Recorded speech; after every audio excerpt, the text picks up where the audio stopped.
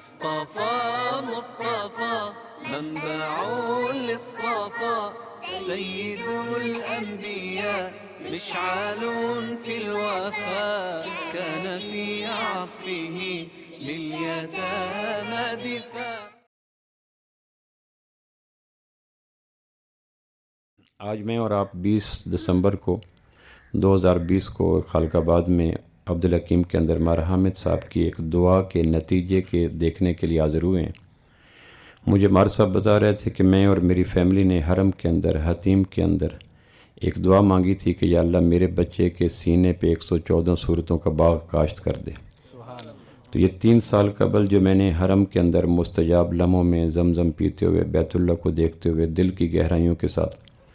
متعدد بار یہ دعا مانگی اللہ سے الہ کے ساتھ کہ اللہ کو ایسی صورت بنا کہ میرا بچے کا سینہ قرآن کا خزینہ بن جائے. تو وہ سالوں قبل کی مانگی ہوئی دعا آج مستجاب بن کر آج ثمر بار ہو کر اس وقت خالق آباد میں اتر چکی ہے. تو ہمارے صاحب نے شفقت کی کہ مجھے اور آپ کو اس نیک اور پاکیز اور بابرکت اور معطر اور ثمر بار محفل میں بیٹھنے کا موقع عطا فرمایا.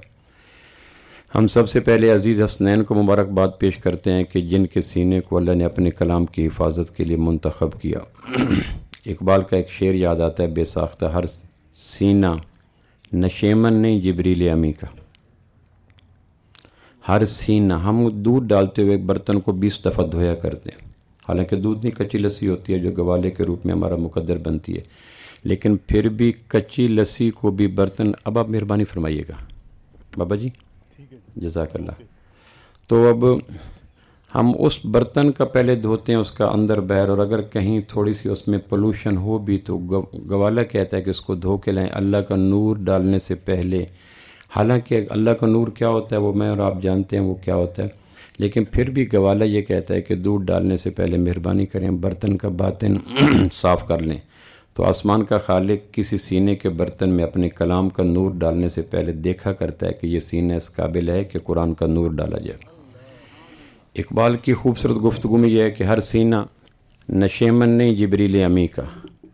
ہر فکر نہیں طائر فردوس کی صیاد. اقبال کہتا ہے کہ ہر سینے پہ جبریل آ کے آشیاں بندی نہیں کرتا. جبریل کا آنا یعنی آسمانی علم کا آنا، آسمانی برکات کا آنا، آسمانی انوار کا آنا، قرآن کا آنا. ہر سینہ نشیمن نہیں جبریل امی کا، ہر فکر نہیں طائر فردوس کی صیاد. ہم دیکھا کرتے ہیں کہ روحی کی سرزمین پہ انگور نہیں اگتے، انار نہیں اگتے. جس طرح ہر زمین ہر پودے کو نہیں اگاتی، یقین جانے ہر سینہ بھی اس قابل نہیں ہوتا کہ اس میں سورہ فاتحہ سے والناس تک کے ثمر بار پودے کاشت کیے جا سکے اور وہ زمین اگا بھی سکے. تو ہمارے صاحب نے دعائیں مانگی، پروردگار نے اس کو ثمر بار کیا. آج مستجاب ہو کر ان کے علاقے میں دعائیں اتری اور وہ کہہ رہے تھے میرے لیے انتہائی خوشی کا موقع ہے کہ آج میں ایک حافظ کا باپ کہلا رہا ہوں. تو ہم مبارکباد دیتے ہیں حسنین کو بھی اور ان کے والدین اور اساتذہ کو بھی کہ جنہوں نے ایک طویل ریاضت کے بعد، تھکا دینے والی محنت کے بعد اپنے بچے کے سینے کے اوپر قرآن کی محنت کی اور 3 سال یا 2.5 سال مور اور لیس اس وقفے میں انہوں نے قرآن کی منزل کو سمیٹنے میں کامیاب ہوئے. ہم سارے دیہاتی پس منظر رکھتے ہیں، ہم یہ جانا کرتے ہیں کہ باغ کا لگانا مشکل کام ہوتا ہے، لیکن باغ کے لگ جانے کے بعد باغ کی حفاظت کرنا مشکل ترین کام ہوا کرتا ہے. ایک مربے میں جب ہم آم لگا لیتے ہیں تو ایک مربے میں آم لگانا یقیناً دشوار کام ہے، پریشان کام ہے، لیکن جب باغ لگ جائے تو پھر باغباں کی اور مالی کی نگہداشت اور مصروفیات کئی گنا بڑھ جاتی ہیں کہ اب پودے لگ چکے ہیں، داخل سے بھی عملی ہو سکتے ہیں، خارج سے بھی. ہمارے ہاں ایک کم نصیبی ہوتی ہے، عجم کی زمین پہ علمی ہوتا ہے کہ جس ذوق شوق کے ساتھ والدین بچوں کو قرآن یاد کرواتے ہیں، جب حفظ کا زمانہ مکمل ہوتا ہے تو حفاظت کے زمانے سے وہ غافل ہو جاتے ہیں. حالانکہ حفظ کے بعد حفاظت کا زمانہ زیادہ توجہ اور انہماک اور دلچسپی مانگتا ہے. کتنے ایسے بچے ہوتے ہیں جو بعد میں کہتے ہیں ہم حافظ ہیں، ہم ان کی شکل سے، لباس سے، گفتار سے، انداز سے، حرکات سے محسوس نہیں کرتے کہ یہ حافظ ہے یا نہیں. اس کا سبب یہ بنتا ہے کہ والدین حفظ کرانے کے بعد سمجھتے ہیں ہمارا عرصہ امتحان ختم ہو گیا، حالانکہ حفظ کا دور مکمل ہوتا ہے، حفاظت کا دور نہ ختم ہونے والے کا آغاز ہو جایا کرتا ہے. جب باغ لگ جایا کرتے ہیں تو پھر مالی دیکھا کرتا ہے کہ باہر سے کوئی موذی جانور نہ آ جائیں جو پودے کے وجود کو خطرہ دیں، اندر سے سنڈیاں، کھٹ مل، مکھی، مچھر، جڑی بوٹیاں نہ ہوں جو پودے کی افزائش میں، نمائش میں، ارتقاء میں، بقا میں، نشو و نما میں حائل ہو جائیں. تو مالی کی دن اور راتیں، باغباں کے دن اور راتیں پھر پریشان ہو جاتی ہیں. وہ ہمہ وقت باغ کو دیکھ کے چلتا ہے، پانی ملتا رہے، غذا ملتا رہے، سپرے ہوتی رہے، گوڈی ہوتی رہے. تو میں آپ ذرا سے بھی کہوں گا کہ اگر آپ کو بھی پروردگار ایسے مستجاب لمحے عطا کرے تو اپنے مستجاب لمحوں میں جہاں اور مانگیں وہاں یہ بھی مانگا کریں کہ پروردگار 114 صورتوں کا باغ جو تو نے اپنے آمنہ کے لال صلی اللہ علیہ وسلم کے سینہ اقدس پہ اتارا تھا، وہ 114 صورتوں کا باغ میرے بچے کے سینے پہ بھی کاشت فرما دے. چونکہ یہ طلب ہے اور بے پناہ طلب ہے اور انداز طلب ہے اور ذوق طلب ہے. پھر ورنہ MBBS CS PCS doctor professor engineer یہ سکھوں میں بھی ہوتے ہیں، یہودیوں میں بھی ہوتے ہیں، عیسائیوں میں بھی ہوتے ہیں. یہ وہ ڈگریاں نہیں ہیں جو خاصہ ہے مسلمانوں کا. آپ انگلینڈ میں چلے جائیں تو عیسائیوں کے پاس، اسرائیل میں چلے جائیں یہودیوں کے پاس، رشیا میں چلے جائیں دہریہ کے پاس، جاپان میں چلے جائیں بدھوں کے پاس، ہندوستان میں چلے جائیں ہندوؤں کے پاس. تو جو ڈگریاں بلا شرکت مسلک مذہب ہر ایک کا اساس ہیں وہ بھی لازم ہیں، لیکن ان سے کھرب ہا کھرب گنا. میرے پاس وہ گنتی کی میکسیمم مقام نہیں ہے جو میں عرض کر سکوں کہ ان ڈگریوں سے کعبہ کے رب کی قسم کھرب ہا کھرب گنا زیادہ ضروری ہے کہ میرے اور آپ کے بچے پہ پروردگار اپنے قرآن کے سینے اور نور کو اتار دے. یہ حفظ قرآن کی سعادت صرف اس امت کے ساتھ ہے. کچھ ایسی خصوصیات ہیں اور تخصصات ہیں جو ابا آدم سے لے کر عیسیٰ علیہ السلام تک امتوں کے ساتھ نہیں تھیں، صرف اس امت کے ساتھ ہوئیں. ان بے شمار خصائص میں سے ایک خصوصیت حفظ قرآن کی ہے. تورات موسیٰ اور ہارون کے علاوہ کسی امتی کو پوری یاد نہیں تھی. پارٹس یاد تھے، چیپٹر یاد تھے، جز یاد تھے، صورتیں یاد تھیں، لیکن پوری تورات موسیٰ علیہ السلام اور ہارون علیہ السلام کے علاوہ کسی کو یاد نہیں تھی.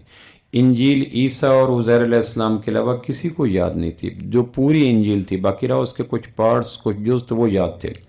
داؤد علیہ السلام کے علاوہ زبور کسی کو یاد نہیں تھی. اللہ نے کرم کیا کہ میرے اور آپ کے لیے ایک تبدیلی کر دی کہ قرآن مجید صاحب قرآن کے علاوہ امت صاحب قرآن کو بھی اللہ نے یاد کرنے کی توفیق عطا فرما دی. یہ آدم علیہ السلام سے لے کر عیسیٰ علیہ السلام تک 313 یا 314 بکس یا بک لیٹس اترے ہیں، کتابیں یا کتابچے اترے ہیں. یہ پہلی کتاب نہیں ہے. مسند احمد کی روایت ہے کہ آسمان سے جو کتابیں بنی نوع انسان کی ہدایت کے لیے اتاری گئیں ان کی تعداد تقریباً 313 یا 314. وہ چند صفحات پہ بھی تھیں، وہ بے شمار اوراق پہ بھی تھیں، لیکن ان میں سے کسی کتاب کا حافظ اس امت میں سے ایز سچ پورا نظر نہیں آتا تھا جس طرح آج ہمارا حسنین حافظ بن کے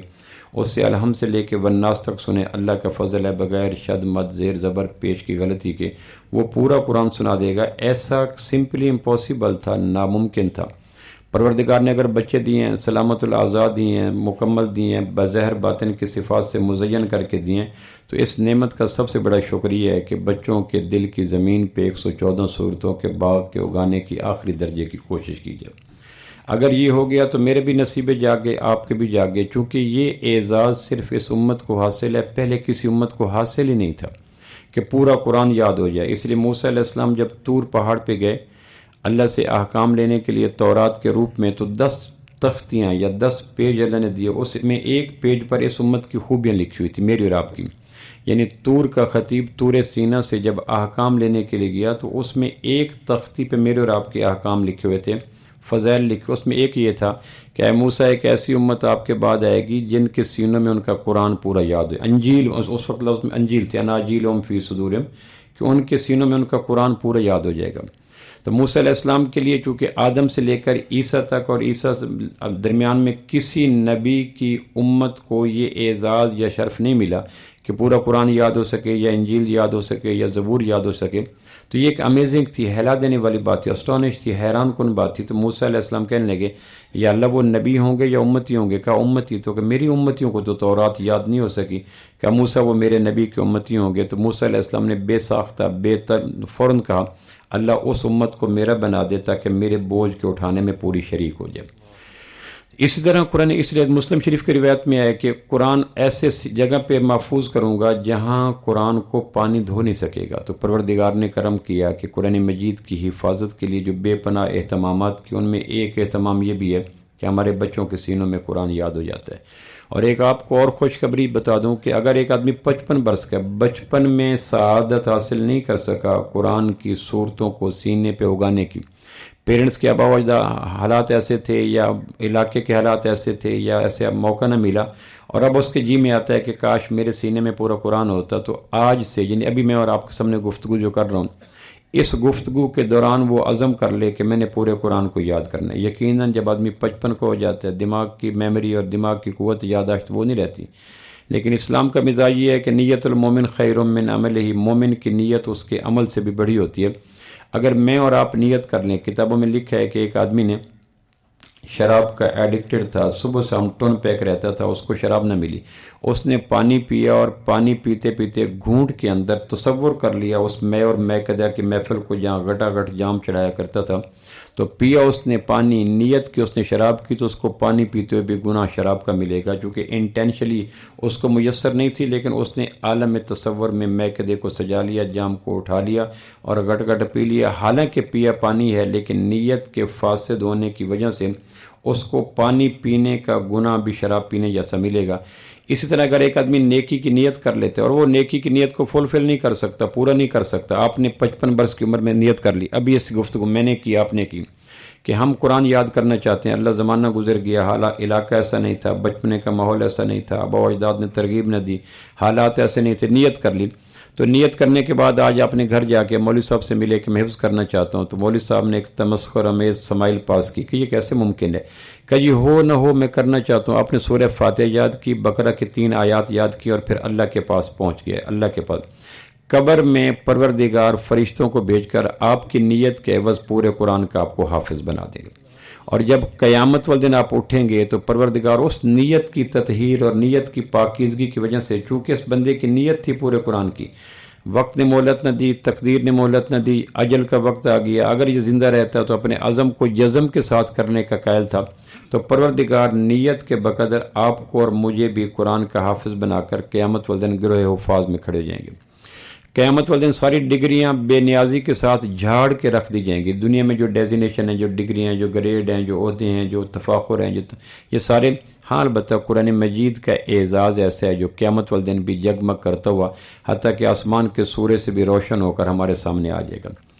تو یہ نعمت صرف اس امت کو ملی ہے کہ اللہ نے اس امت کو قرآن مجید کے حفظ کرنے کی، اور یہ نعمت کیوں دی؟ اس لیے کہ جتنے بھی آسمان سے انسانوں کے لیے صحیفے اترے یا کتابیں اتری، وہ دراصل جس طرح اس کی مثال میں یوں دیا کرتا ہوں کہ ایک آدمی مریض ہے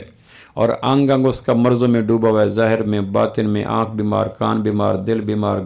جلد بیمار، پھر وہ ڈاکٹر کے پاس جاتا ہے، ڈاکٹر اس کو تھارلی چیک اپ کرتا ہے، چیک اپ کرنے کے بعد کہتا ہے آپ کا تو انگ انگ بیماریوں کی زد میں ہے، پھر کیا کیا جائے؟ پھر ڈاکٹر نسخہ لکھتا ہے کہ مہینے کے بعد پھر آنا، یہ نسخہ استعمال کرو، 1 مہینے کے بعد پھر آتا ہے کہ یہ اس میں یہ تراش خراش کر دو، یہ جاری رکھو، حتیٰ کہ 10-12 تفصیلی دفعہ چیک اپ ہونے کے بعد ڈاکٹر آخر پہ کہتا ہے کہ وہ جو نسخے میں پہلے ترمیم تنسیخ کرتا رہا وہ آپ کی صحت یابی کے ساتھ ساتھ ویری کر رہے تھے، اب جو میں نے آپ کو باطن چیک اپ کر لیا، اب یہ نسخہ ہے جو آپ نے ٹل ٹو ڈیتھ، وفات تک استعمال کرنا ہے، وہ نسخہ کمپنین سے وہ ہمیشہ ہوتا ہے۔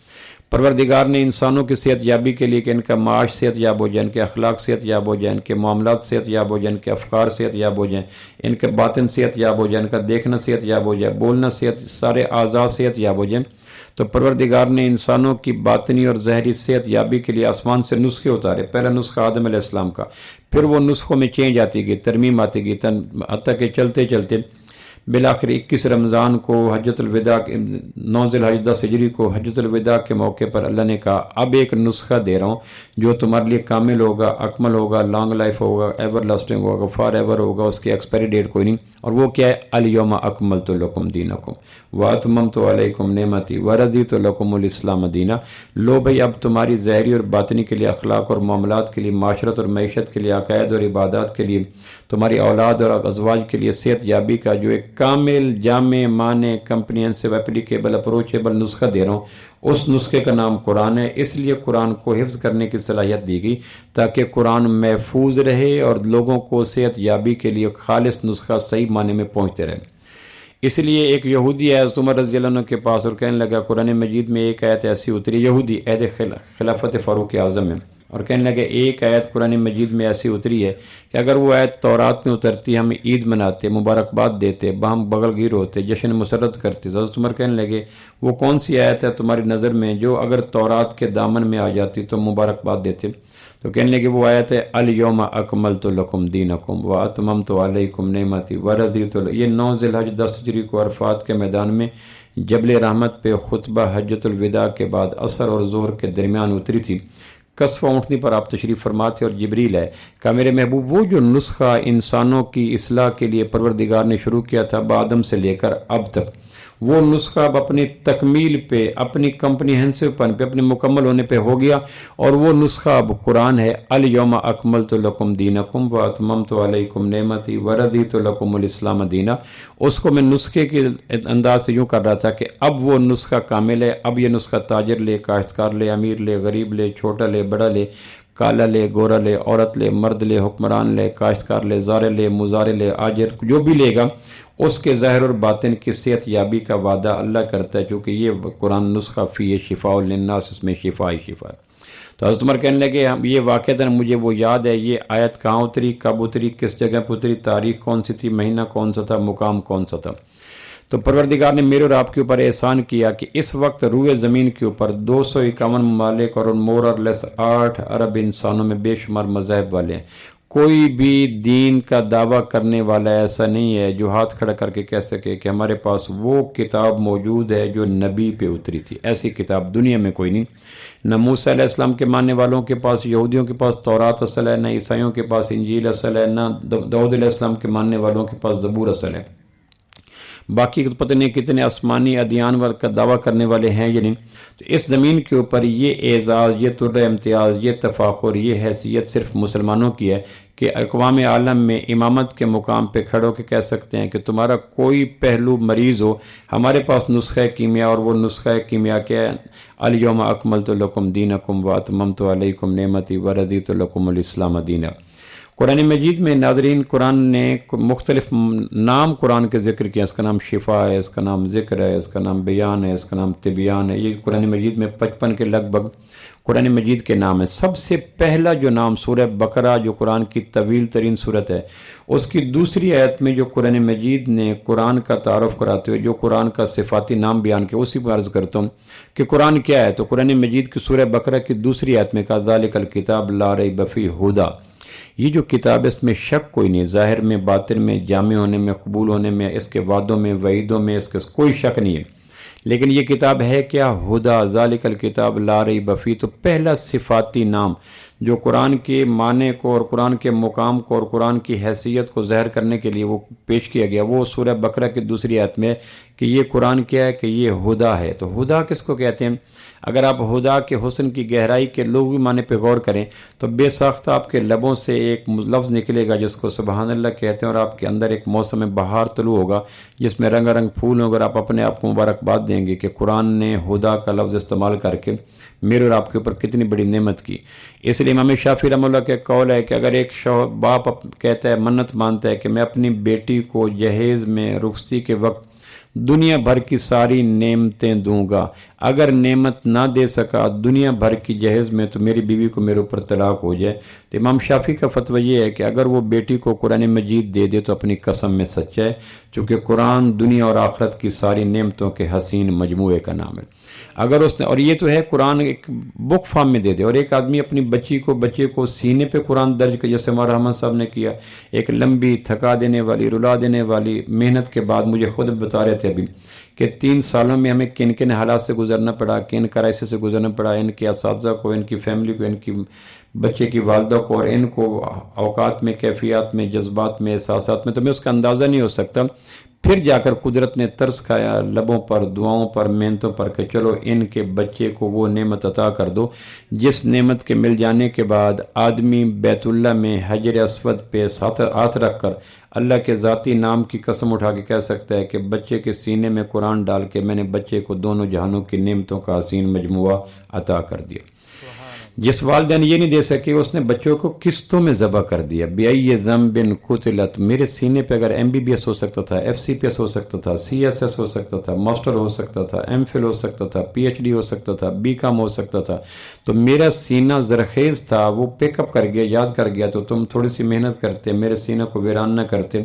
اس کو روحی نہ بناتے، اس کو سیر نخلستان بنا دیتے اور اس کو قرآن یاد کرا دیتے، تو قیامت والے دن یہ بچے ماں باپ کا دامن تھام کے کہیں گے مجھے اللہ نے آنکھیں دی اور بینائی، زبان دی اور گویائی، ہاتھ دی اور پکڑ، دماغ دی اور تفکر، دل دی اور تدبر، پوندی اور گردش جسم کے ہر عضو کو فنکشنل بنایا، تو تم نے اس بھرپور نعمت کے شاہکار کے وجود کے اوپر physics, chemistry, math, botany, zoology, B com, C com ڈال دیا، تو فاتحہ سے والناس تک بیج پھینکنے میں کون سی قیامت مانے تھی، حالانکہ دنیا کے لوگ ترستے ہیں۔ قوت القلوب ناظرین ایک کتاب ہے فقہ کی، شیخ ابو طالب مکی کی، میں اس کو پڑھ رہا تھا، عرصہ گزرا دوبارہ دیکھنے کا موقع نہ ملا، لیکن اس کی ایک روایت مجھے یاد ہے۔ وہ کہتے ہیں، لکھتے ہیں کہ اللہ کریم نے قرآن مجید کو خود اپنی زبان سے پڑھا۔ قرآن اللہ کا کلام ہے۔ 212 ہجری میں جو مامون نے حملہ کیا تھا احمد بن حنبل رحمہ اللہ کے مقابلے میں کہ قرآن مخلوق ہے، غیر کلام ہے،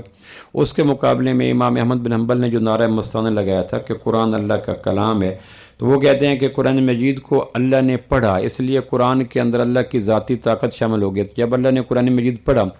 تو پھر اللہ نے زمین آسمان کے تمام ملائکہ کو کہا، جس جس ڈیوٹی کو میں نے تمہیں دیا اس ڈیوٹی کو چھوڑ کر یہ لوح محفوظ کے اوپر پڑا ہوا قرآن ہے، اس کو اٹھاؤ۔ پھر کہا پورے قرآن کو نہیں، ایک حرف کو اٹھاؤ، الف حرف ہے، با حرف ہے، تا حرف ہے، پھر حرف ملتے ہیں تو لفظ بنتے ہیں، لفظ ملتے ہیں تو آیتیں بنتی ہیں، آیتیں ملتے ہیں تو رکوع بنتے ہیں، رکوع ملتے ہیں تو صورتیں بنتی ہیں، صورتیں، اس طرح آگے کام چلتا چلا جاتا ہے۔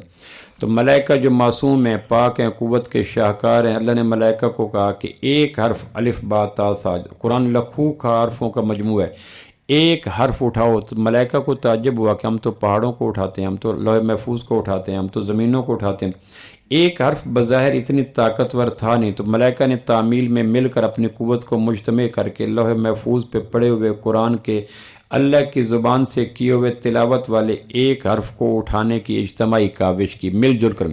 آگے قوت القلوب میں شیخ ابو طالب مکی رحمہ اللہ لکھا کہ تمام ملائکہ ہانپ گئے اور لوح محفوظ پہ پڑے ہوئے ایک حرف کو اٹھانا تو کجا ہلا بھی نہ سکے۔ تو پھر ملائکہ نے تعجب سے کہا، یا اللہ ہم تو یہ اٹھاتے ہیں، ہم تو یہ اٹھاتے ہیں، پہاڑ اٹھاتے ہیں، زمین اٹھاتے ہیں، سمندر اٹھاتے ہیں، جنگل اٹھاتے ہیں، عرش اٹھاتے ہیں، دوزخ فلاں فلاں،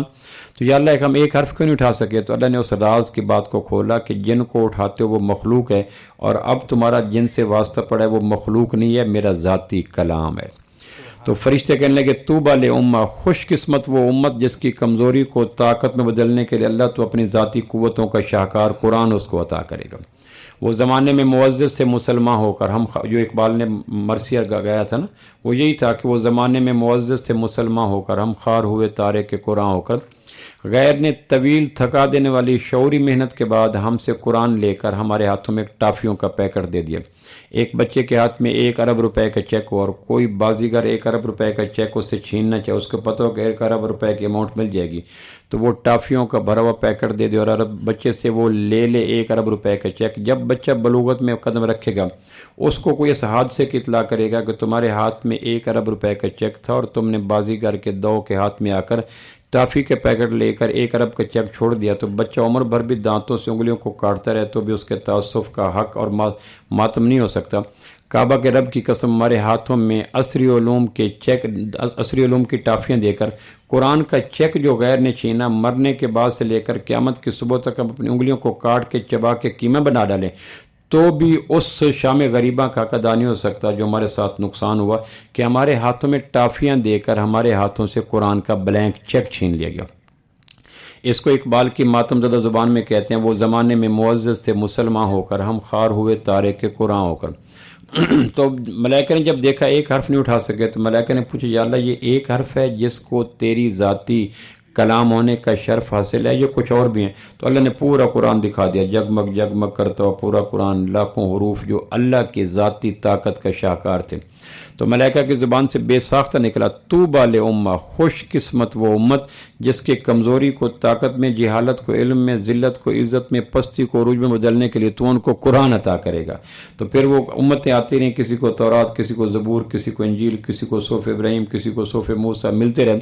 لیکن بالآخر 21 رمضان کو لیلۃ القدر کی ساتوں میں مکہ مکرمہ میں غار حرا کی خلوتوں میں رات کے پہلے پہر میں آمنہ کے لال پر وہ اللہ کا شاہکار کلام اترا، اقرا بسم ربک الذی خلق، خلق الانسان من علق، اقرا وربک الاکرم۔ پھر یہ وقفہ نجمن آیت اترتا رہا، یہاں تک کہ 9 ذی الحجہ 10 ہجری کو عرفات کے میدان میں اس پاک کلام کی آخری آیت اتری، الیوم اکملت لکم دینکم واتممت علیکم نعمتی ورضیت لکم الاسلام دینا۔ تو پھر امت کو بتا دیا ان اللہ یرفع بہذا الکتاب اقواما، تمہاری عزت برادری سے نہیں، مال سے نہیں، عہدے سے نہیں، گھر سے نہیں، کار سے نہیں، زمین سے نہیں، مادی نقشوں سے نہیں، اپنی ملت پر قیاس اقوام مغرب سے نہ کر، خاص ہے ترکیب میں قوم رسول ہاشمی۔ جس بچے کو اللہ نے سلیم الفطرت، جس آدمی کو اللہ نے سلیم الفطرت اور سلامت الاعضاء اولاد عطا کی 10، 5، 6، اور اس میں سے ایک بھی حافظ نہ بن سکا، اس کا پرسہ دینا چاہیے، اس کا ماتم کرنا چاہیے، اس کا اظہار افسوس کرنا چاہیے کہ تمہاری ترجیحات کی وجہ سے تمہارے بچے کی دل کی زمین پہ نکھرا ہوا نخلستان قرآن نہ کھلا اور اس کی بجائے روحی کا میدان بنا دیا۔ تو قرآن مجید نے، ملائکہ نے، جب یہ قرآن اترا تو ملائکہ نے کہا مبارک ہو اس امت کو جس کو قرآن حاصل ہو گیا۔ تو میرا اور آپ کی عزت، عظمت، عروج کا سبب قرآن ہے۔ میں اور آپ ایک تو اس بات کا عزم کریں، جس طرح ہمارا صاحب مجھے کہہ رہا تھا کہ میرے لیے آج ایک حیات نو ہے، خوشی کے انتہا ہے کہ میں تھوڑی دیر کے بعد ایک حافظ بچے کا والد بن جاؤں گا۔ یہ وہ تخصص ہے جو صرف امت مسلمہ کا خاص ہے، باقی اعزازات میں پوری امت شریک ہیں، لیکن قرآن مجید کا حافظ ہونا۔ اور اگر میرے بچے نہیں بن سکے، میرے بھانجے بھتیجے نہیں بن سکے تو some thing is wrong in the bottom, کوئی نہ کوئی گناہ ایسا ہے جس کی سزا پروردگار نے متاع بے بہا چھین کر، سنگریزی عطا کر کے مجھے عطا کر دی کہ چلو ڈالر، یورو، پیسے ٹکے کے لالچ میں پڑتے رہو، تمناؤں میں الجھایا گیا ہوں، کھلونے دے کے بہلایا گیا ہوں۔ تو پہلی صدی کا سب سے حسین تحفہ اور آج کی صدی کا سب سے حسین تحفہ اور قیامت تک آنے والا حسین ترین تحفہ قرآن مجید ہے، جس کو میں نے کہا تھا، امام شافعی نے کہا تھا کہ اگر ایک باپ اپنی بیٹی کو رخصتی کے وقت قرآن مجید دیتا ہے تو وہ آدمی باپ اپنے سر پہ قرآن رکھ کے لیلۃ القدر کی ساعتوں میں حجر اسود پہ ہاتھ رکھ کر اللہ کے ذاتی نام کی قسم اٹھا کے کہہ دے کہ میں نے بچی کو جہیز میں دنیا اور آخرت کی ساری نعمتیں دی، تو اپنی قسم میں جھوٹا نہیں ہے، چونکہ قرآن جس کو مل گیا اس کو دونوں جہانوں کی ساری نعمتوں کا مجموعہ مل گیا۔ پہلی صدی سے لے کر آج تک ناظرین سب سے جو خوفناک سازش چلی گئی، وہ اس میں خوفناک سازش کا ایک ذکر کر کے میں اپنی بات کو ختم کر دیتا ہوں۔ وہ یہ تھا کہ پہلی صدی میں جب مسلمان ترقی پہ تھا، اسلام پھیلتا چلا جا رہا تھا، کفر سکڑتا چلا جا رہا تھا، مسلمانوں کو عزتیں تھیں، عظمتیں تھیں، عروج تھا، اور مسلمانوں کے لیے نئے جہان تسخیر ہو رہے تھے، عساکر تھم نہیں رہے تھے، جیش محمد بڑھتے چلے جا رہے تھے، مسلمانوں کی عزت آسمانوں سے اوپر جا چکی تھی۔ تو پھر پہلی صدی کے تھنک ٹینک نے، دانشوروں نے مکہ مکرمہ میں ایک سازش کی، اور وہ سازش اتنی ہولناک، خوفناک اور نتائج کے اعتبار سے اندوہناک تھی کہ اگر اس سازش کے مقابلے میں آمنہ کے لال نہ ہوتے یا صحابہ کا پاکیزہ طبقہ نہ ہوتا تو کب سے مسلمانوں کا صف ہستی سے نام مٹ جاتا۔ وہ سازش کیا تھی جو قرآن مجید نے سورہ حامیم سجدہ کی آیت نمبر 26 میں نقل کی اور ہمیں بتایا کہ تم جو کچھ بھی ہو اس بات سے بچنا کہ پہلی صدی کے کافر نے تمہیں زیر و زبر کرنے کے لیے، تمہارا قیمہ بنانے کے لیے، تمہیں رسوا کرنے کے لیے، تخت نشین کے بجائے خاک نشین بنانے کے لیے جو ایک چال چلی ہے، وہ چال اتنی میجر تھی، اتنی اہم تھی، اتنی نتیجہ خیز تھی کہ قرآن مجید نے ان کی چال کو انورٹڈ کاماز میں لکھا اور ہمیں بتلایا کہ مر جانا، قتل ہو جانا، ٹوٹ جانا، بکھر جانا، لیکن اس سازش کی زد میں نہ آنا۔ وہ سازش میں عرض کر دیتا ہوں، سورہ حامیم 41 نمبر سورت ہے اور اس کی آیت نمبر 26 میں اللہ نے ان کے ہو بہو سازش جو تھنک ٹینک نے، دانشوروں نے، ذہین لوگوں نے، جو مشرکین مکہ تھے، انہوں نے کہا اگر مسلمانوں کو شکست آشنا کرنا ہے، ذلیل و رسوا کرنا ہے، پریشان کرنا ہے، ان کو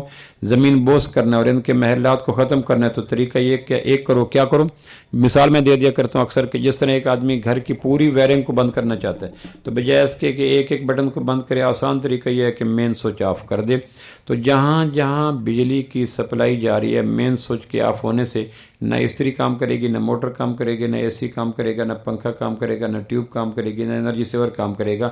فرق صرف یہ بنا کہ ایک مین سوئچ آف کیا، ہر جگہ اندھیریوں کا راج ہو گیا۔ مسلمانوں کا جو مین سوئچ ہے اس کا نام قرآن مجید ہے۔ قرآن مجید مین سوئچ جب آف ہو جاتا ہے تو مسلمان پھر ایک بھولی بسری داستان، بجھی عشق کی آگ اندھیر ہے، مسلمان ہی راکھ کا ڈھیر ہے، تو پھر مسلمان ایک بھولی بسری داستان بن جاتے ہیں۔ تو وائے ناکامی متائے کارواں جاتا رہا، اقبال جو کہتے ہیں نا، کارواں کے دل سے احساس زیاں جاتا رہا، کہ ہمارا المیہ یہ ہے کہ قرآن کے ہاتھوں کے چھن جانے کے بعد اس چھن جانے کا صدمہ ہمارے اندر نہیں ہے، یہ سب سے بڑی المیہ اور موت ہے۔ تو پہلی صدی میں جو وار چلا وہ وار کر کے میں اپنی گفتگو کو وائنڈ اپ کر دیتا ہوں. وہ وار یہ تھا وقال الذین کفروا لا تسمعوا لهذا القرآن والغوا فیہ لعلکم تغلبون, کہ پہلی صدی کے کافر نے یہ کہا کہ اگر مسلمانوں کو شکست آشنا کرنا ہے فکری اعتبار سے, مذہبی اعتبار سے, تہذیبی اعتبار سے, سیاسی اعتبار سے, معاشی اعتبار سے, عسکری اعتبار سے, اگر مسلمانوں کو خاک نشیں بنانا ہے تو ایک کام کر گزرو. اور وہ کام اتنا ہولناک تھا, میں کبھی کبھی سوچتا ہوں کہ اس دور کا کافر کس قدر جینس دور اندیش ذہین تھا کہ اس نے مسلمانوں کے زوال کے لیے جو نسخہ تجویز کیا وہ اتنا اہم تھا کہ اگر وہ کارگر ہو جاتا تو آج مسلمانوں کا نام نشان نہ ہوتا. وہ نسخہ کیا تھا؟ قال الذین کفروا لا تسمعوا لهذا القرآن. ایک کوشش کرو کہ مسلمان کا جو ایک لشکر ہے اور سیلاب ہے اور باد نسیم ہے بڑھتی چلی جا رہی ہے, ایک کام کرو کہ تم قرآن سننا چھوڑ دو, تمہارے غلبے کو کائنات کا کوئی مسلمان روک نہیں سکتا. بس قرآن سننا چھوڑ دو. اگر قرآن سننا چھوڑ دو گے تو پھر ہر چیز ختم ہو جائے گی. آپ دیکھتے ہیں رشیا میں جب کمیونزم آیا اور انقلاب زار آیا, رشیا میں روس کا انقلاب جب آیا تو 70 سال تک رشیا کے اندر کمیونزم کی آندھیاں چلیں, سرخ آندھیاں چلتی رہیں. توسیع پسند نظریات کا حامل روس پھر سارے کام کرتا رہا. تو اس نے سب سے پہلا جو کام رشیا کے انقلاب کے بعد ناظرین کیا وہ یہ تھا کہ اس نے کہا کہ روس کے اندر سے قرآن مجید کو ختم کیا جائے. وہ جانتا تھا مسلمان کی طاقت, عزت, عروج, حمیت, قوت وہ قرآن سے کشید کرتا ہے. جب تک مسلمان وہ قرآن کے سائے میں رہے گا تو کبھی بھی دب نہیں سکے گا, جھک نہیں سکے گا, بچھ نہیں سکے گا, ختم نہیں ہو سکے گا. تو روس نے یہ کوشش کی جب یہ روس کا انقلاب ہے تو اس نے پہلی کوشش کی کہ رشیا کے اندر قرآن مجید کے مصحف, قرآن کے اوراق, قرآن کے استاد, قرآن کے مدارس, قرآن کی مساجد, قرآن کی آوازوں کو دبا دیا جائے. اگر یہ کرنے میں کامیاب ہو گئے تو کوئی بھی طاقت اور قوت مسلمانوں کو حیات نہیں دے سکے گی. تو 70 سال تک رشیا کے اندر کمیونزم کی آندھیاں چلتی رہیں اور روس کا ایک ہی کام تھا, جہاں ایک مصحف کاغذ قرآن کا ملا پورے گھر کو بلڈوز اپ کر دو, مساجد کو استقبال خانہ بنا دو, مدارس کو میکدہ بنا دو, علماء کو تہتے کر دو, حفاظ کو نیلا تھوتھا ڈال کر زندہ آگ لگا دو. یہ رشیا کی 70 سال تک پالیسی چلتی ہے. رشیا پہلی صدی کے فکری وارث کا نتیجہ تھا, اور پہلی صدی میں اس نے جو کہا تھا نا کہ قرآن نہ سنو, تو انہوں نے کہا کہ مسلمانوں کو غلبہ ہمیشہ شکست آشنا کرنے کا طریقہ یہ ہے کہ مسلمانوں کے بیچ میں سے قرآن نکالو. تو 70 سال تک روس اس پہ کاربند رہا کہ اس نے قرآن نہ سننے دیا, اوراق ختم کر دیا, مدارس ختم کر دیا, الفاظ ختم کر دیا, حفظ ختم کر دیا, علماء کو ختم کر دیا, بلڈوز اپ کر دیا, اجتماعی قبریں بنا دی, نیلا تھوتھا ڈال دیا, تیزاب ڈال دیا, گھروں کو نظر آتش کر دیا. 70 سال کے بعد 1999 کو جب بھاری پگڑی والوں اور چوڑی پیشانیوں والے اور نورانی آنکھوں والے اور لمبی اباؤں والے اور گھنی داڑھی والے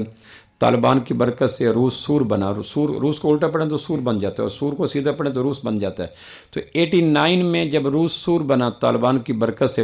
تو رشیا کا آخری سپاہی جب نکلا رشیا افغانستان سے دریائے آمو کے پار نکلا تو رشیا ٹوٹ چکا تھا. وسطی ایشیا کی آزاد 6 ریاستیں وجود میں آ چکی تھیں اور نئے ریاست بن چکی تھیں. تو اس وقت رشیا کے ٹوٹنے کے بعد جب پہلا آواز کہاں سے آ رہی ہے؟ رشیا کے ٹوٹنے کے بعد جب پہلا رمضان آیا تو ماسکو جاگ رہا تھا, اور ماسکو کی یہ خواہش تھی کہ پہلا رمضان آ رہا ہے تو مسلمان رمضان میں پریکٹس کرتے ہیں, تراویح کے روپ میں پوری کائنات کے اوپر دھونی دیتے ہیں خوشبوؤں کی. یہ جو قرآن کے روپ میں پورے ملک کے اندر یا پورے دیہاتوں کے اندر قرآن پڑھا جاتا ہے, اللہ کی قسم یہ اتنی سپرے ہے, اتنی دھونی ہے, اتنی خوشبو ہے, اتنی پازیٹیو اپروچ ہے کہ ہمیں اگر اس کا مادی طور پر تجزیہ ہو جائے تو ہم روز کی بنا پہ قرآن کی تکمیل کریں. تو رشیا نے یہ کوشش کی کہ باہر کے ویزے بند کر دیے کہ مسلمانوں کو رمضان میں تراویح کے لیے قرآن نہ مل سکے. تو جب پہلا رمضان آیا تو رشیا اور ماسکو یہ دیکھ کر حیران ہوا کہ رشیا کے اندر لاکھوں جگہ پہ حفاظ اٹھے اور انہوں نے رمضان کے آغاز میں قرآن مجید کا تراویح میں مصلی سنانا شروع کر دیا. روس حیران ہو گیا کہ میں نے 70 سال تک مدارس کو وائنڈ اپ کیا, مساجد کو بلڈوز اپ کیا, علماء کو تہتے کیا, قرآن کو نظر آتش کر دیا, یہ پھر دوبارہ کہاں سے آ گیا؟ تو پھر جب اس کے انویسٹیگیٹ کیا گیا, تحقیق کی گئی, تو رشیا نے دیکھا, پتہ کیا, انٹرویوز کیے گئے, تو وہاں کے مقامی حفاظ جو نو مخیز بچے تھے انہوں نے کہا رات کے پچھلے پیر ہمارے والدین کچی نیند سے اٹھا کر ہمیں تہہ خانوں میں لے جاتے, بیسمنٹ میں جا کے دیواروں پہ آیات لکھتے اور آیات کو پروناؤنس کرتے, اور پھر کہتے سارا دن زیر لب تم اس قرآن کو پڑھتے رہنا. پھر وہ آیات دیواروں سے صاف کر دیتے اور ہم سارا دن فیکٹریوں میں اور ملوں میں اور کارخانوں میں کام بھی کرتے رہتے, اور وہ 1 آیت تھی, 2 آیتیں تھیں, 3 آیتیں تھیں, جو بھی سبق ملتا ہم سارا دن اس کو زیر لب پڑھتے رہتے تھے. تو ہمارے والدین نے کہا کہ تمہارا عروج آ جائے گا اگر قرآن سلامت رہے گا. تو ہم نے تہ خانوں کے بیچ میں رات کے آخری پہر میں اندھیروں کے بیچ میں والدین کی دیواروں پہ لکھی ہوئی چھوٹی تحریروں کو یاد کر کے پورا قرآن یاد کر لیا. اسی کو حدیث میں مسلم میں آتا ہے کہ قرآن مجید وہاں محفوظ کروں گا جہاں پانی دھو نہیں سکے گا, اور پانی دھو نہیں سکے گا تو قرآن سلامت رہے گا. یہ بات اٹل ہے, پکی ہے کہ علاج اسی وقت تک کیا جاتا ہے جب تک ڈاکٹر کو پتہ ہو کہ مریض زندہ, اور جب پتہ ہو جائے کہ اس کے سانس ختم ہو گیا تو پھر کسی عضو کا اسپیشلسٹ اس کا علاج نہیں کرتا. ایک آدمی مر گیا اور کسی آئی اسپیشلسٹ کے پاس لے جاؤ, مر گیا اس کو ENT کے پاس لے جاؤ, مر گیا اس کو سکن والوں کے, وہ کہیں گے مرے ہوئے آدمی کا علاج بیکار ہے. وہ شخص جو قرآن سے محروم ہو گیا, روحانی اعتبار سے مر گیا, بس مرے ہوئے آدمی کی ہدایت کی کوشش کرنا بڑی ناممکنات میں چلا جاتا ہے. تو پہلی صدی میں یہ کوشش کی گئی کہ قرآن پڑھا گیا تو فائدے دو ہوئے. سب سے پہلا فائدہ یہ ہوا کہ سکڑا ہوا اسلام پھیلتا چلا گیا, اور دوسرا فائدہ یہ ہوا کہ پھیلا ہوا کفر سکڑتا چلا گیا. مسلمانوں کے گھروں میں اسلام آتا چلا گیا, اور کفر کے گھروں میں بھی اسلام پھیلتا چلا گیا. دیکھتے جیسے سورج نکلتا ہے تو آپ جانتے ہیں سورج کے نکلنے کے بعد ہزار ہانی, لاکھوں ہانی, کروڑ ہانی, اربوں لائٹیں راتوں کے اندھیرے کو ذیل کرنے کے لیے جل رہی ہوتی ہیں. ابھی جب میں آپ سے گفتگو کر رہا ہوں زور سے پہلے, تو اب سے کوئی 8 گھنٹے پہلے پاکستان کے 4-5 صوبوں میں کتنی لائٹیں تھیں, کتنے انرجی سیور تھے, کتنے بلب تھے, کتنی ٹیوب لائٹیں تھیں, کتنی موم بتیاں تھیں, خربہ خرب. لیکن رات کی وحشت, رات کی ظلمت, رات کے اندھیرا, رات کا خوف اپنی جگہ پہ بددستور پریویل کیا ہوا تھا, غالب تھا, کہ انسانوں کی خربوں تدبیریں رات کی وحشت کو ذیل نہ کر سکیں. رات کا خوف پھر بھی بددستور رہا. تاجر گھروں کو چلے گئے, کاشتکار اپنے گھروں میں چلے گئے, ملازم گھروں میں چلے گئے, طلبہ گھروں میں دبک گئے. کیوں؟ رات ہے, خوف ہے, سناٹا ہے, موذی جانور آ جاتے ہیں. پھر قدرت نے کرم کیا کہ 6 گھنٹے کے بعد, 4 گھنٹے کے بعد مشرق کے افق سے ایک سورج نکلا. پھر دیکھتے دیکھتے کھیت کھلیان, پگڈنڈی, چوک چوراہا, ہر جگہ روشنی ہوگی, اجالا ہو گیا. کاشتکار کھیتوں میں چلا گیا, ملازم دفتر میں چلا گیا, تاجر دکانوں پہ چلا گیا, حکمران اقتدار میں چلے گئے, ساری جگہ پہ چلے گئے. وجہ کیا ہے کہ سورج نے آ کے سیاہ اور سفید کو, نفع اور نقصان کو, زہر و شہد کو, کھڈے اور گڑھے کو ہموار کر دیا. تو جس طرح سورج کے چھپ جانے کے بعد خربوں انسانی تدبیریں رات کے اندھیرے کا علاج نہیں کر سکتی, اسی طرح دلوں کے بر اعظموں میں اترے ہوئے اندھیرے کو قرآن کے سورج کے علاوہ کوئی دور کر ہی نہیں سکتا. FLU, FIA, CID, task force, Shaheen force, elite force, بری فوج, بحری فوج, ہوائی فوج, تدبیریں, کیمرے, ساری کوششیں کرتے رہو, لیکن جب تک دلوں کے آنگن میں قرآن کی روشنی نہیں اترے گی اس وقت تک معاشرے کے اندر سے کبھی امن کی فضا قائم نہیں ہو سکتی. عبداللہ بن عمر رضی اللہ کہتے ہیں ایک دفعہ مجھے شام ہوگی تو میں ایک جگہ پہ جنگل میں تھا, افطار روزہ میرا تھا, نفلی اور افطاری کے لیے کچھ تھا نہیں. ایک بچہ بکریاں چرا کر واپس پلٹ رہا تھا. میں نے کہا بکریوں کے تھنوں میں دودھ ہوگا, تو میں نے کہا بچہ تھوڑا سا دودھ دے دو تاکہ میں روزے کو افطار کر سکوں. تو بچے نے کمال درجے کی معصومیت کے ساتھ سمائل پاس کرتے ہوئے کہا چچا میں چرواہا ہوں, مالک نہیں ہوں, ہم اپنے بیریئر میں رہتے ہیں, بکریوں کو فائدہ دینا میرا کام ہے, بکریوں سے فائدہ لینا مدینے میں بیٹھے ہوئے میرے مالک کا کام ہے, اور ہم اپنے دائرے میں رہتے ہیں چونکہ قرآن نے ہمارے بیریئر لگا دیے ہیں کہ ہم اپنے بیریئر کو کراس کر کے ابدیت کو ضائع نہیں کر سکتے. اب یہ بچہ جو یتیم ہے اور سارے دن کھیت کھلیانوں میں یا پہاڑوں میں اور وادیوں میں سنگلاخ پتھروں کے ساتھ پاؤں کو زخمی کر کے شام کو گھر پلٹتا ہے, تو وہ ایک بکری کے تھن سے دودھ دینے کو تیار نہیں ہے روزے کی افطاری کے لیے. اس کے اوپر کون سا چیک اینڈ بیلنس ہے, کون سی ویڈیو ہے, کون سی آڈیو ہے, کون سا سیکورٹی بیلنس ہے؟ اس کے لیے ہے کہ اس کے سینے میں قرآن روشن ہو چکا ہے, اور قرآن بتا رہا ہے کہ اگر تم نے دودھ دے دیا تو اس کا روزہ برباد ہوگا, تیری آخرت برباد ہو کے رہ جائے گی. ابن عمر رضی اللہ کہتے ہیں میں نے اس کو مزید جانچنے کے لیے کہ یہ اپنے عزم میں کتنا پختہ ہے, میں نے کہا بچہ یہ بتاؤ کہ میں نے تھوڑا سا روزہ رکھنا ہے, افطاری کرنی ہے, تو تھوڑا سا دے دو. تو اس نے کہا چچا حلال کی سحری, حرام کی افطاری, سارے دن مشقت کے علاوہ کیا ملے گا, نہ خود گنہگار ہو نہ مجھے گنہگار کرو. میں نے پھر پرکھنے کے لیے کہ بچہ تمہارا معصوم بچپنا اور پاؤں ننگے اور بکریوں کا ریوڑ اور پہاڑوں کی وادی اور اترتی ہوئی شام, تو یہ سارا کام کیوں کرتے ہو؟ تو اس نے کہا میری ماں بیوہ ہے, میں یتیم ہوں, کچن کا دھواں بند ہو جاتا ہے, مجھے اپنے بچپنے کی شوخیاں قربان کر کے اترنا پڑتا ہے پہاڑوں کی مزدوری کے لیے, تو مجھے اس سے 4 پیسے ملتے ہیں. میں نے کہا کتنے پیسے ملتے ہیں؟ اس نے لمیٹڈ سی اماؤنٹ بتائی, 5 روپے 10 روپے ABC میں فار ایگزامپل کہہ رہا ہوں.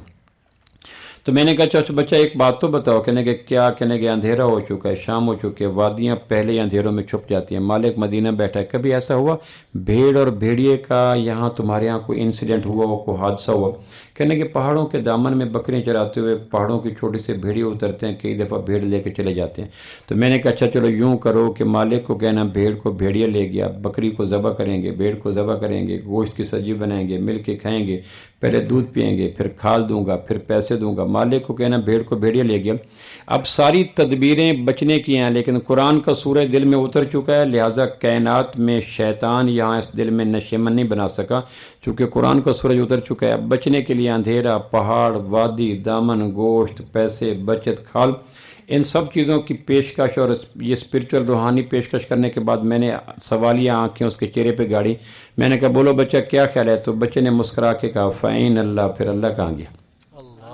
اب یہ جو اللہ کا تصور تھا، یہ physics, chemistry, math, botany, biology نہیں دیا کرتی ہے. اللہ کا کامل کانسیپٹ، یقین جانے حاضرین، یہ قرآن کا خاص ہے. قرآن کے علاوہ دنیا کی کوئی علم اللہ کا تصور. اس وقت ہمارے پاس علم کی کمی نہیں ہے، ڈگریوں کی کمی نہیں ہے، عہدوں کی کمی نہیں ہے، اسپیشلائزیشن کی کمی نہیں ہے. ہمارے ہاں کمی ہے تو ہمارے دل کے اندر قرآن کا سورج ذوفشان نہیں ہوا، روشن نہیں ہوا. اس لیے سب کچھ سلامت ہے، لیکن قرآن کے نہ ہونے کی وجہ سے ہر آنے والا دن بد، ہر آنے والی رات بدتر، اور ہر طلوع ہونے والا سورج بدترین پیغام لے رہا ہے. کچہریوں میں مقدمے بڑھ رہے ہیں، تھانے بڑھ رہے ہیں، حوالاتیں بڑھ رہے ہیں. میں اکثر کہا کرتا ہوں کہ نتیجہ دیکھ کر آدمی طے کیا کرتا ہے کہ اس وقت جتنی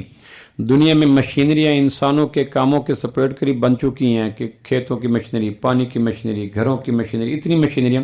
کہ ہمارے 90% کام مشینوں نے سنبھال لیے اور بڑے ریپڈلی سنبھال لیے. جو ہم 10 دن میں کرتے تھے وہ 1 گھنٹے میں ہو جاتے ہیں. تو اتنی مشینریوں کے بن جانے کے بعد تو ہمارے پاس فرصت کے لمحات زیادہ ہونا چاہیے تھے. مار صاحب کے اگر پرسنل آپ کو ذاتی فون نہ ہوتے، اپروچ نہ ہوتے، میسیجز نہ ہوتے اور ان کی شخصیت نہ ہوتی، تو یہ جو حضرات تشریف لائیں کتنا آنا مشکل ہوتا. وقت کی کمی ہے. وقت کم کیوں ہے؟ حالانکہ ہمارے تو سارے کام مشینیں کر رہی ہیں. اسکول کتنے بڑھ گئے ہیں کہ کوئی پتھر مارو تو کسی نہ کسی پرائیویٹ اسکول کے گھر کے پرنسپل کے سر اقدس پہ جا کے بوسہ لے گا. لیکن اس کے باوجود وجہ کیا ہے کہ نئی نسل سے خوف ہے. کتنی ہمارے فصلوں کو شاندار بنانے کے لیے سنڈیوں کے سپرے آ رہی ہے، لیکن فصلیں، وجہ کیا ہے؟ ہماری ساری محنتیں، ترقی معکوس کیوں ہیں، ریورس گیئر کیوں ہیں؟ اس لیے کہ ہمارے پاس سب کچھ ہے، ہمارے پاس قرآن کا سورج روشن نہیں ہوا. ضرورت اس بات کی ہے کہ گھروں میں قرآن کو عام کریں، بچوں کے سینوں پہ قرآن کو کاشت کریں. ہم ایک دفعہ پھر حرف آخر کے طور پر مر صاحب کو، ان کی فیملی کو، ان کے بچوں کے استاد کو اور بچے کو مبارکباد پیش کرتے ہیں کہ انہوں نے ایک بہت بڑی سعادت حاصل کی. قرآن کو اپنے سینے میں سمیٹا. کم و بیش 6666 لگ بھگ آیات کو، ایک ایک ہر آیت کے اوپر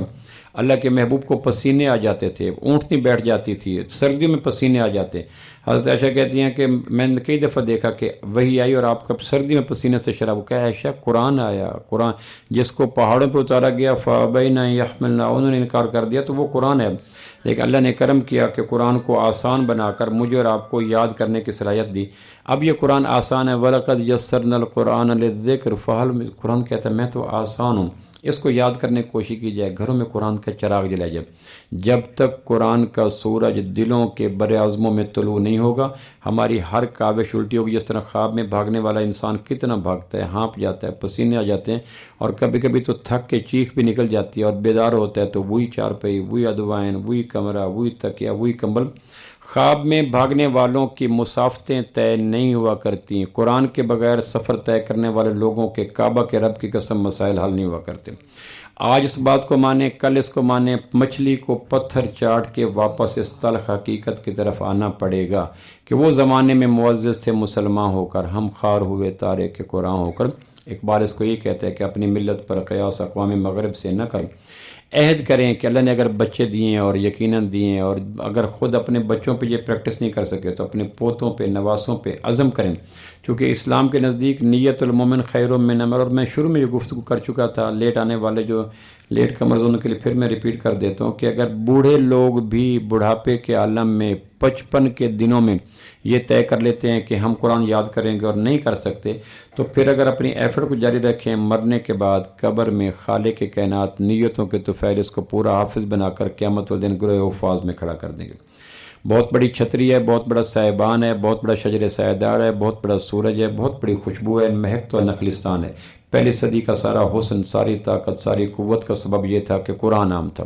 اس لیے اس موسم میں راتوں کو جرائم نہ ہو سکے جو اب دن کو ہوتے چلے جا رہے ہیں، اس کا توڑ تھا، ہے، رہے گا، اور وہ ہے کہ قرآن کی دیواریں چین کھڑی کی جائے، مصائب کے سامنے قرآن آئے گا تو ہماری تجارت ٹھیک ہوگی، زراعت ٹھیک ہوگی، ملازمت ٹھیک ہوگی، صنعت ٹھیک ہوگی، بچے ٹھیک ہوں گے، بوڑھے ٹھیک ہوں گے، جوان ٹھیک ہوں گے، اولاد ٹھیک ہوگی، ازواج ٹھیک ہوگی، رشتہ دار ٹھیک ہوں گے، زارے ٹھیک ہوں گے، مزارے ٹھیک ہوں گے، حکمران ٹھیک ہوں گے، رعایا ٹھیک ہوں گے، تاجر ٹھیک ہوں گے، گاہک ٹھیک ہوں گے، استاد ٹھیک ہوں گے، پوری کائنات کا ایک ہی سسٹم ہے۔ گھر کے اگر سارا بجلی کا کام ٹھپ پڑا ہے تو کہا جائے گا مین سوئچ آف ہے، اس کو آن کر دو۔ تو کوئی آدمی کہے میں درود تنجینہ سے، آیت کریمہ سے، اپنے الیکٹریشن کی برکت سے کر، انہیں کہا جب تک مین سوئچ آف رہے گا آپ لاکھ زور لگا تو کوئی امام کعبہ کو بلاؤ، پورا قرآن پڑھ دو، کائنات ریاضیاتی اسلوبوں پہ چلتے، کرشماتی باتوں پہ نہیں چلا کرتی۔ اگر مین سوئچ آف ہے تو امام کعبہ کی پرخلوص دعا بھی آپ کے پنکھے کو نہیں چلا سکتی، چونکہ پیچھے سے سپلائی بند ہو چکی ہے۔ ہماری سپلائی قرآن کے ساتھ تھی، قرآن نور دے رہا تھا، غیرت دے رہا تھا، حرارت دے رہا تھا، حمیت دے رہا تھا، طاقت دے رہا تھا، یقین دے رہا تھا، عبادات دے رہا تھا، پاکیزگی دے رہا تھا، طہارت دے رہا تھا، پیوریفیکیشن دے رہا تھا، رائٹس دے رہا تھا، ڈیوٹی دے رہا تھا، حقوق دے رہا تھا، فرائض دے رہا تھا، خلوت دے رہا تھا، جروت دے رہا تھا، زندگی دے رہا تھا، حیات دے رہا تھا۔ پوری کائنات کے سارا نظام قرآن کے ساتھ وابستہ تھا۔ ایک قرآن کیا روح پوش ہوا ہمارے گھروں سے، دفتروں سے، دکانوں سے، مکانوں سے، کھلیانوں سے، چوکوں سے، چوراہوں سے، کہ پوری کائنات اندھیر نگری میں ڈوب گئی۔ بجھی عشق کی آگ اندھیر، وہ کہا تھا نا کہ شہر کے ماحول میں بھی سانپ 100 قسموں کے ہیں، جوگیوں پھیرا ادھر بھی ایک ویرانے کے بعد۔ تو یہ اگر کبھی جوگی سانپ پکڑنے کے لیے غلاف بشر میں چھپے ہوئے سانپوں کو پکڑنا چاہیں تو اتنے پھنیر سانپ انسانی بستیوں سے ملیں گے کہ مت پوچھو۔ اور یہ کون سے پھنیر سانپ ہیں؟ ایک سانپ کا ڈسا ہوا انسان ایک مرتا ہے، لیکن 6 اگست 1945 کو جو ہیروشیما میں ایک سانپ نے ڈنگ مارا، یا 9 اگست 1945 کو جو ناگاساکی میں دوسرے سانپ نے ڈنگ مارا، تو پہلی جنگ عظیم، دوسری جنگ عظیم میں امریکہ نامی سانپ نے جو 2 ڈنگ مارے ایران کے، جاپان کے اندر، اس کی ہلاکتوں کا نتیجہ تو عمر بھر سانپ ڈنگ مارتے رہیں تو وہ کام نہیں ہو سکتا۔ تو قرآن زندگی دیتا ہے، روشنی دیتا ہے، حیا دیتا ہے، وقار دیتا ہے، پیار دیتا ہے، روانی دیتا ہے، برکت دیتا ہے، شفقت دیتا ہے، ملامت دیتا ہے، نفاست دیتا ہے، عروج دیتا ہے، چین دیتا ہے، ایک دوسرے کا خیال دیتا ہے۔ اور قرآن نہیں ہے تو میں قرآن مجید کی ایک آیت کا ایک دفعہ ترجمہ کیا، قرآن کہتا ہے وَاخْفِضْ لَهُمَا جَنَاحَ الذُّلِّ مِنَ الرَّحْمَةِ، جوانوں بوڑھے والدین کے سامنے یوں رہا کرو جس طرح زخمی پرندہ شکاری کے سامنے پڑا ہوتا ہے۔ یہ قرآن کی آیت کا مفہوم ہے۔ آپ نے کبھی دیکھو عرب شکار کرتے تھے اور اڑتے ہوئے پنچھی کو تیر مارتے تھے اور تیر اس کے جگر کے پار ہوتا تھا اور پنچھی بیلنس آؤٹ ہوتا تھا، پر گرتے تھے، پنچھی زمین پہ آ کے گرتا، آنکھ میں مٹی، پورے جسم خون آلود اور پر جھڑ جاتے تھے۔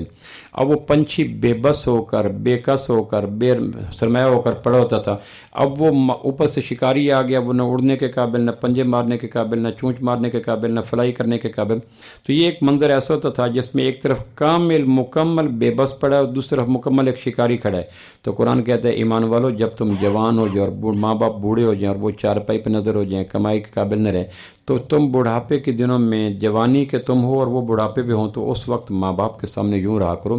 جس طرح ایک زخمی پرندہ شکاری کے سامنے پڑا ہوتا ہے۔ اس سے اجلی تعلیمات کائنات میں کون سی کتاب ہے جو والدین کے بڑھاپے کو سیکیور کرنے کے لیے عطا کر سکے؟ بیوی کی تعلیم دی، بچوں کی تعلیم دی۔ قرآن مجید میں آتا ہے نا کہ بچوں کی عزت کیا کرو۔ ہمارے یہاں چھوٹی چھوٹی باتوں بچوں کو رسوا کرنا، ڈیگریڈ کرنا، ذلیل کرنا، بے وقت کرنا، بے حیثیت کرنا، وہ بچے کی انر سیلف کو مار دیتے ہیں۔ ماں باپ کی عزت کرو، بہن بھائیوں کی عزت کرو، پڑوسیوں کی عزت کرو، یتیموں بیواؤں مسکینوں کی عزت کرو، ایک دوسرے کا یہ ساری روشنی ہیں اور تنویریں ہیں اور نعمتیں ہیں اور سایہ اور خوشیاں اور خوبیاں، یہ کہاں سے ملتی ہیں؟ تو اگر ان کے روٹ کاز ڈھونڈی جائے تو جا کے یہ قرآن کی فاتحہ سے والناس تک روشنیوں کے سارے چشمے نکلتے دکھائی دیتے ہیں۔ ہمارا ایک ہی المیہ ہے کہ ہمیں روحی کے ڈیزرٹ میں بٹھا دیا گیا اور کہا کہ پیاس کے عالم میں روحی کے ریت کے گرم پھکے اپنے منہ میں مارو اور شبنمی مزاج کشید کرنے کی کوشش کرو۔ تو ایسا کب ہو سکتا ہے کہ روحی کے ریت کے منہ میں ڈالنے سے پیاس میں بڑھے گی، ڈی ہائیڈریشن بڑھے گی؟ اس کا علاج یہ ہے کہ اس کو ایک نخلستان میں لاؤ، بہتا ہوا پانی دو، میٹھا پانی دو۔ تو قرآن ایک چشمہ صافی ہے، چشمہ شیریں ہے، ایک بہتا ہوا دریا ہے، ایک سرسبز درخت ہے، جس کے نیچے آ گئے تو وہ محبتیں ہوں گی کہ جنت کا رضوان بھی جنت کو حسین تر بنانے کے لیے اس بستیوں سے رانائیاں اور محبتیں مستعار لے گا جہاں قرآن کا سایہ آ جاتا ہے۔ پہلی صدی میں جو ایف ایل یو ایف آئی اور کچہریاں مقدمے اور تھانے اور حوالات نہیں تھیں، میں تھوڑی زبان ایک واقعہ سنا دوں، میں راوی دے کنارے چ بیان کیتا تو بیان کردے میں ایک گل کی بھئی پہلے ایک وکیل آیا ڈاکٹر کو اس کو جج کو اس آ کے آخیا جی گل سن لو بے راوی دے علاقے چ مائی گیرن میں بیان کر رہا ہوں ملا ہان سارے تو میں آخیا بھئی ایک بندے زمین ویچی، دو بندے زمین لے لی، جس زمین ویچی اس ان پوزیشن دے چھوڑیا، جس لئی اس پیسے دے چھوڑے، واپس آیا تو 3-4 دن بعد زمین دا خریدار دوبارہ وہ زمین ویچنے دے گھر آ کے بہ گیا، اس آ کے مسئلہ اس آ کے مسئلہ اس لیے وکیل ہوندے کوئی نہ سیدھی گل ہوندی انصاف جلدی مل جاندے، وہ جلدی چلے گئے جا کے جج کو قاضی شرح کو بھئی 3-4 دن ہو گئے نے بندہ میرے گھر بیٹھا ہے، مینوں پریشان، قاضی کو پوچھا کہ مسئلہ اس آ کے جی میں کو زمین لئی پیسے پورے دیتے تو میں زمین حل چلایا، نو کڑی تو دیگ نکلی، دیگ چ پیسے نکلے، پیسے زمین تو زیادہ مینوں پک لگ گیا بھئی یہ شدہ زمین وچوں تے قلعہ بھول گیا، میں وہ دیگ چاہ کے لے آیا تو کم وقت دیگ لیندا کوئی نہیں۔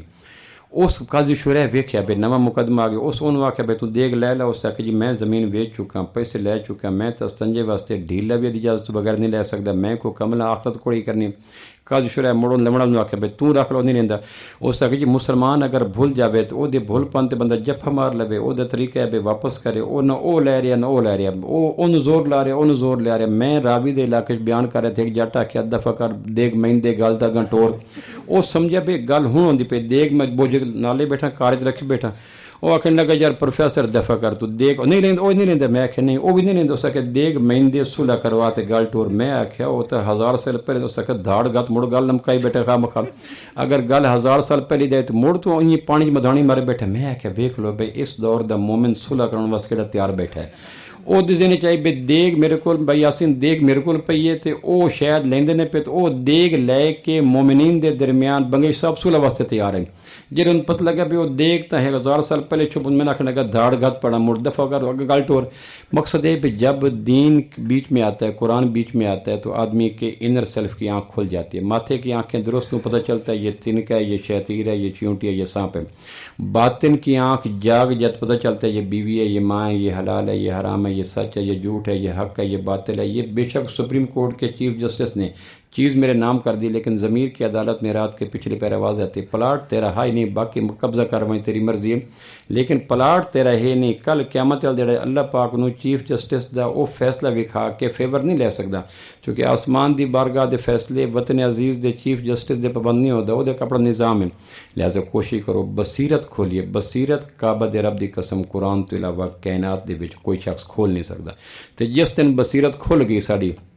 دل دی آنکھ کھل گئی، او دن وقت کام ہی کمنا۔ اللہ پاک آپ حضرات کو جزائے خیر دے کہ آپ نے کچھ میری بیتو کی سخت تلخ تریش باتیں سن لی، میں بھی اس لیے حاضر ہوا تھا کہ ہم کچھ آپ سے اللہ سے مانگے کہ اللہ ہمیں قرآن کا سایہ دے، قرآن کا چشمہ صافی دے، قرآن کی روشنی دے، قرآن کا دامن دے، قرآن کا سایہ دے، اور ہمارا ہاتھ قرآن کے ہاتھ میں دے دے تاکہ ہم ظلمتوں سے پریشانی سے نکل کر عافیت سے سہل ہم کنار ہو جائیں۔ اللہ پاک مجھے اور آپ کو عمل کی توفیق نصیب فرمائے۔